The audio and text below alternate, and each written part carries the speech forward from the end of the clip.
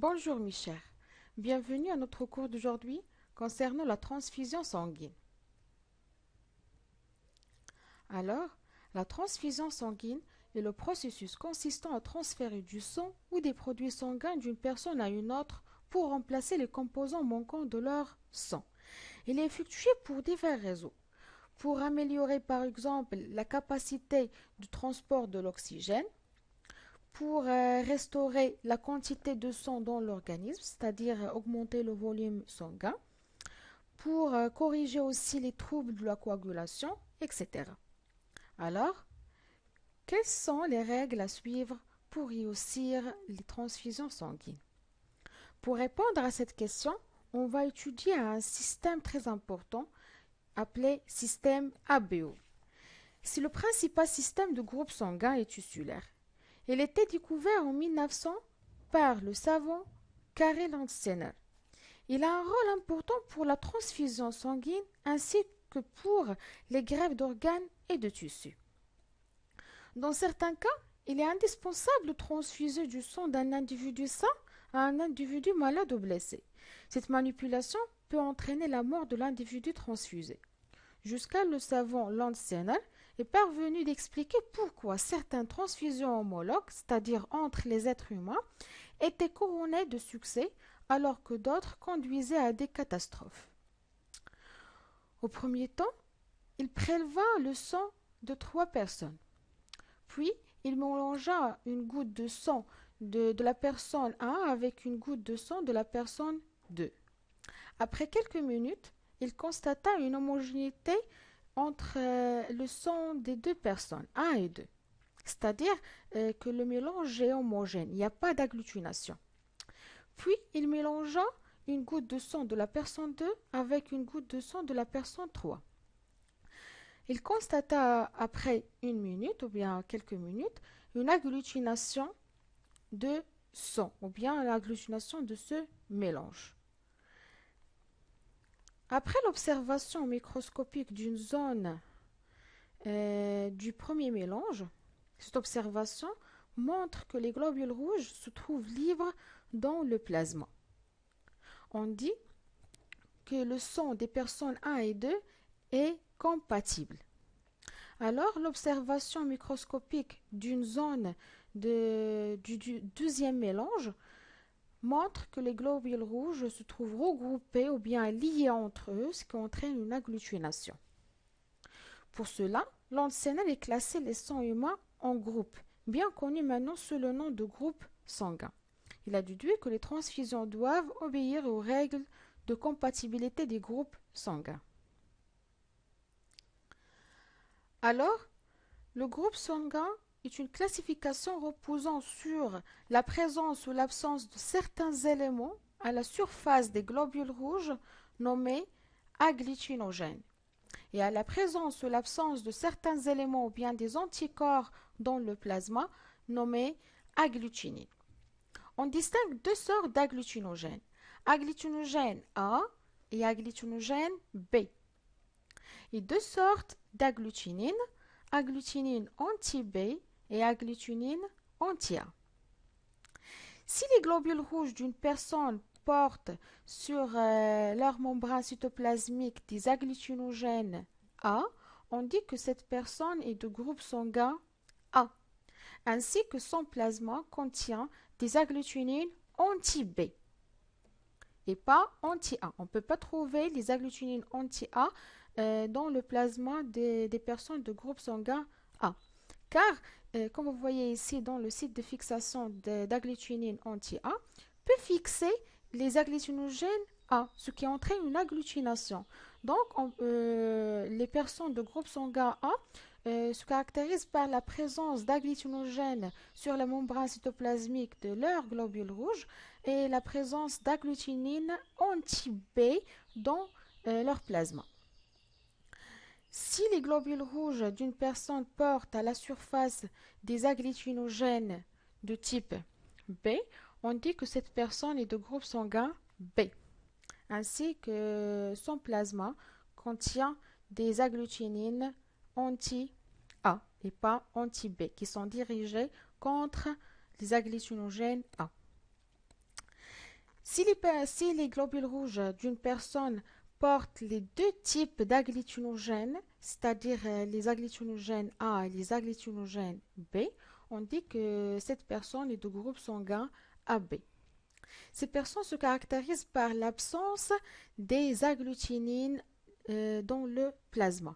On ne peut pas trouver les agglutinines anti-B et anti-A dans le plasma des personnes de groupe sanguin AB. Si les globules rouges d'une personne ne portent aucun agglutinogène, ni A ni B, on dit que cette personne est de groupe sanguin O. Mais le plasma de ces personnes comporte les deux types d'agglutinines, les agglutinines anti-A et les agglutinines anti-B. Alors, comment on peut déterminer les groupes sanguins? On utilise une technique pour déterminer les groupes sanguins. Elle s'effectue avec des sérums tests contenant des agglutinines ou bien des anticorps connus afin de mettre en évidence la réaction antigène-anticorps ou bien agglutinine-agglutinine. La présence ou l'absence d'agglutination permet de déterminer l'agglutinogène qui se trouve à la surface des globules rouges. Le tableau suivant montre comment déterminer le groupe sanguin à l'aide des sérums tests. On utilise trois sérums tests.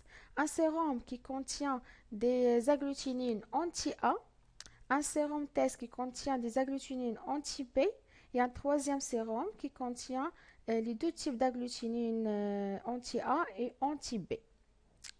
Sur une plaque blanche propre, bien sûr, on dépose 3 gouttes de sang d'une personne et à côté de chaque goutte, on dépose le sérum test. À côté de cette goutte, on dépose le sérum test qui contient les anticorps anti-A. À côté de cette goutte, on dépose le sérum qui contient des anticorps anti-B. Et à côté de cette goutte, on dépose le sérum qui contient les anticorps anti-A et anti-B. Puis on mélange la préparation. On peut déterminer le groupe sanguin, bien sûr, en fonction de l'absence ou la présence d'agglutination. Après 1 minute, on observe une agglutination au niveau du premier mélange, l'absence d'agglutination au niveau du deuxième mélange et la présence d'agglutination au niveau du troisième mélange. On peut expliquer l'agglutination du premier mélange par le fait que les anticorps anti-A qui se trouvent dans les sérums trouvent les agglutinogènes A à la surface des globules rouges. Ils fixent ces agglutinogènes, ce qui entraîne une agglutination. On n'a pas d'agglutination au niveau du deuxième mélange. On explique ce résultat par le fait que les anticorps anti-B ne trouvent pas les agglutinogènes B à la surface des globules rouges. On explique l'agglutination du troisième mélange par le fait que le sérum contient des anticorps anti-A qui fixent les agglutinogènes A qui se trouvent à la surface des globules rouges, ce qui entraîne une agglutination. On sait que les personnes qui se caractérisent par la présence d'agglutinogènes A à la surface de leurs globules rouges sont les personnes de groupe sanguin A.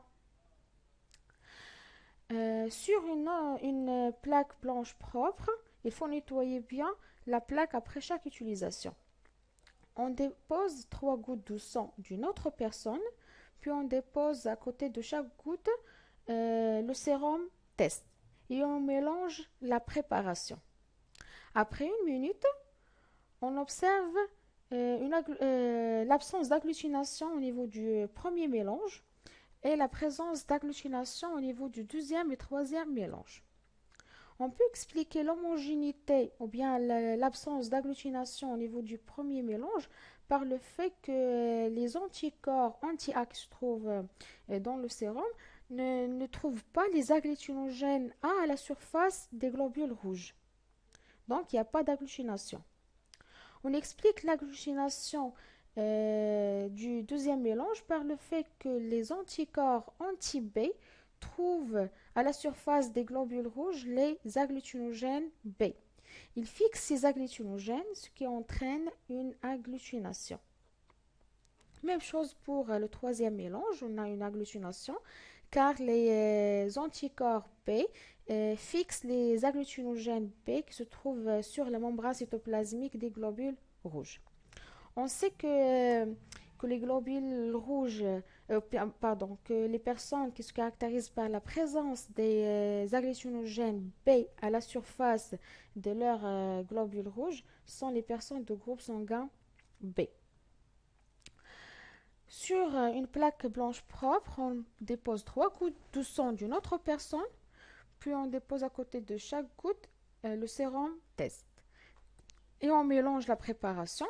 Après 1 minute, on observe une agglutination au niveau du 3 mélange. On explique ce résultat par le fait que ici que les anticorps anti-A trouvent les agglutinogènes A à la surface des globules rouges. Ici, les anticorps anti-B trouvent les agglutinogènes B à la surface des globules rouges. Ici, les anticorps A et les anticorps B trouvent les agglutinogènes A et les agglutinogènes B à la surface des globules rouges. Et on sait que les personnes qui se caractérisent par la présence des deux types d'agglutinogènes A et B à la surface de leurs globules rouges sont les personnes de groupe sanguin AB.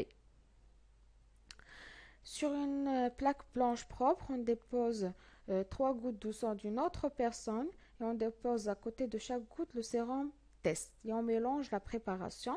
Après 1 minute, on observe l'absence d'agglutination au niveau du 3 mélange. On explique ce résultat par le fait que les anticorps anti-B, anti-A ou bien les deux ne trouvent aucun agglutinogène à la surface des globules rouges. Et on sait que les personnes qui se caractérisent par l'absence d'agglutinogène au niveau de leurs globules rouges sont les personnes de groupe sanguin O. Quelles sont les règles de compatibilité pour la transfusion sanguine?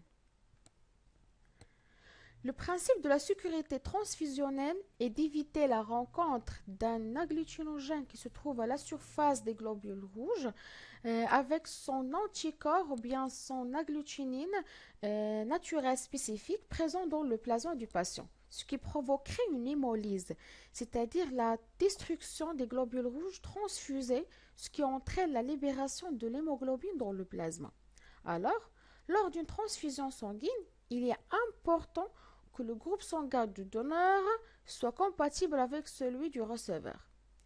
Le donneur et le receveur doivent répondre aux conditions représentées dans le schéma suivant. Un sujet de groupe sanguin A peut donner son sang à un sujet de même groupe sanguin A et un sujet de groupe sanguin AB, car les sujets de groupe sanguin AB se caractérisent par l'absence des anticorps anti-A dans le plasma. Un sujet de groupe sanguin B peut donner son sang à un sujet de même groupe sanguin B et un sujet de groupe sanguin AB car ce sujet se caractérise par l'absence des anticorps anti-B dans le plasma. Un sujet de groupe sanguin O peut donner son sang à n'importe quel receveur car il se caractérise par l'absence d'agglutinogènes présents à la surface des globules rouges. Donc, il n'y a pas de risque que les anticorps du receveur s'agglutinent sur les agglutinogènes des globules rouges. Ces personnes de groupe sanguin O sont également appelées donneurs universels. Un sujet de groupe sanguin AB ne peut donner son sang qu'au sujet de groupe sanguin AB. Mais il peut recevoir du sang de tous les autres groupes sanguins, de A, de O et de B, car il n'a aucun anticorps naturellement présent dans son plasma, susceptible de s'agglutiner avec les agglutinogènes qui se trouvent à la surface des globules rouges transfusés, et donc aucun risque d'accident hémolytique. Alors, ces personnes de groupe sanguin AB sont également appelées receveurs universels. Parfois, un sujet d'un groupe sanguin ne peut pas donner son sang à un sujet de même groupe sanguin.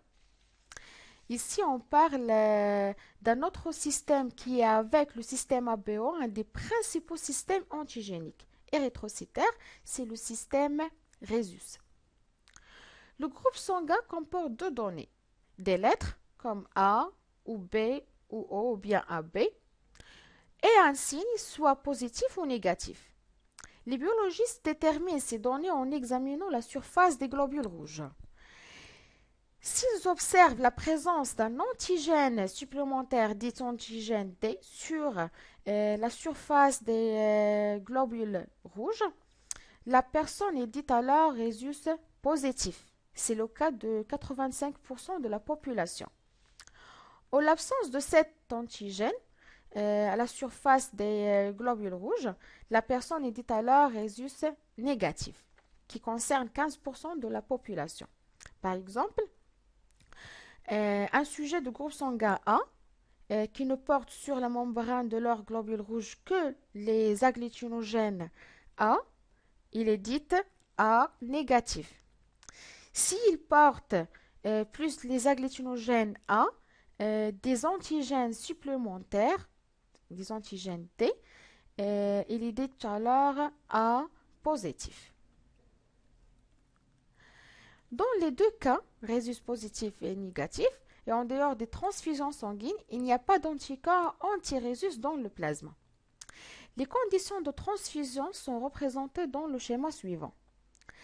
Les personnes rhésus négatives peuvent donner leur sang aux personnes rhésus négatives et aux personnes rhésus positives. Mais les personnes rhésus positifs ne peuvent donner son sang qu'aux rhésus positifs. Lorsqu'une personne rhésus négative reçoit une transfusion d'un sujet rhésus positif, par exemple A négatif reçoit le sang de rhésus de A positif, il produit des anticorps spécifiques anti-rhésus dans le cadre d'une réponse immunitaire spécifique à voie humorale. Une personne rhésus positive ne développe aucune réponse immunitaire vis-à-vis des globules rouges rhésus négatifs. Alors, si vous avez compris, essayez de faire cet exercice. Complétez le tableau ci-dessous en mettant le signe positif ou le signe plus quand la transfusion est possible, le signe moins quand la transfusion est impossible, sachant que l'agglutination est produite entre les globules rouges du donneur et du plasma du receveur. Alors, est-ce qu'un sujet de groupe sanguin A positif peut donner son sang à un sujet de groupe sanguin A positif? Oui, parce que le donneur et le receveur ont le même groupe sanguin et le même rhésus. Est-ce que A négatif peut donner le sang à A positif? Oui, parce que le rhésus négatif peut donner le sang à rhésus positif. Est-ce que B positif peut donner le sang à A positif? Non, parce que le sang ou bien le plasma de groupe sanguin A contient des anticorps anti-B. B négatif aussi ne peut pas donner le sang à A positif. AB positif ne peut pas donner le sang à A positif. AB négatif aussi ne peut pas donner le sang à A positif. O positif peut donner le sang à A positif parce que le groupe sanguin O, c'est un donneur universel. Il peut donner le sang à n'importe quel receveur. O négatif aussi peut donner le sang à A positif. Est-ce que A positif peut donner le sang à A négatif? Non, parce que le rhésus positif ne peut pas donner le sang au rhésus négatif, même s'il s'agit d'un même groupe sanguin. A négatif peut donner le sang à A négatif. B positif ne peut pas. B négatif aussi ne peut pas donner le sang à A négatif. AB positif et AB négatif ne peut pas donner le sang à A négatif. O positif ne peut pas donner le sang à A négatif parce que ce groupe est rhésus positif. Alors le rhésus positif ne peut pas donner le sang à rhésus négatif. O négatif peut donner le sang à A rhésus négatif. A positif ne peut pas donner le sang à B positif car le plasma de B positif contient des anticorps anti-A. A négatif aussi ne peut pas donner le sang à B positif. B positif peut donner le sang à B positif. B négatif peut donner aussi le sang à B positif. AB positif et AB négatif ne peuvent pas donner le sang à B positif. O positif et O négatif peuvent donner le sang à B positif. A positif et A négatif ne peuvent pas donner le sang à B négatif. B positif aussi ne peut pas donner le sang à B négatif, même s'il s'agit de même groupe sanguin, mais ici le donneur a le rhésus. Donc le rhésus positif ne peut pas donner le sang à un rhésus négatif. B négatif peut donner le sang à B négatif. AB positif et AB négatif ne peuvent pas donner le sang à B négatif. O positif ne peut pas donner le sang à B négatif, mais O négatif peut donner le sang à B négatif. A positif et A négatif peuvent donner le sang à AB positif. B positif et B négatif peuvent donner le sang à AB positif. AB positif et AB négatif peuvent donner aussi le sang à AB positif. O positif et O négatif peuvent donner aussi le sang à AB positif, car AB positif, c'est un receveur universel.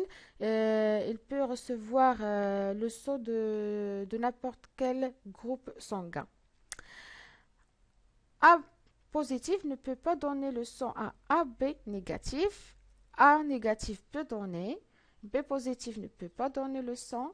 B négatif peut donner le sang à B négatif. AB positif ne peut pas donner le sang à B négatif car cet AB il a un rhésus.